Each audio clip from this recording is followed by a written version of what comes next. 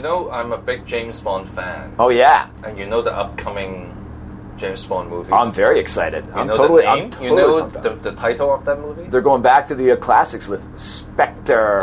Spectre. You have to say it like this. Spectre. You need a cat.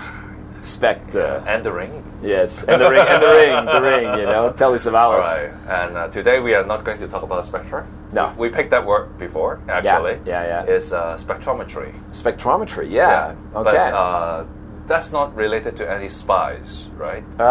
No, it's related to a playwright today. Okay. A very famous playwright. So there's spectrometry by itself, but then sometimes you can combine it with other. Then there's mass spectrometry, whereby they separate ionized particles through a gas. It's a scientific term. That's science stuff, which I love. You know, I love science. And then there's gas chromatography, mass spectrometry, and the South Africans. Do it again. Do it again. Huh? Gas chromatography, mass spectrometry. The four words is one phrase. That's one technique, yes, for determining what is in a substance. So you get a little bit of ground goo or a little flake of dirt or something, and you want to know what's in it, and you run it through this, and you use your gas chromatography, mass spectrometry, and it enables you to know what molecules are inside a certain compound. And how does it relate to the public affairs? So why is this in the news? Why is this in the news now? Yeah. Well, I know normally we talk about what's coming up in the future, but actually it was used to look at something in the past, and that is Shakespeare. And what they looked at was they were digging up Shakespeare's garden, and they found old pipes.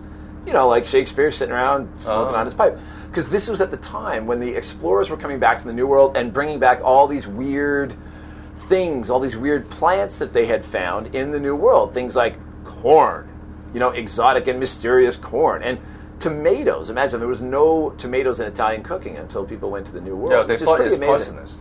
Yeah. They once thought the tomatoes are poisonous. And it looks that good. It's got to be poisonous, right? But it also included, one of the big ones was Sir Walter Raleigh bringing back tobacco. There were explorers in Peru who brought back the coca leaves.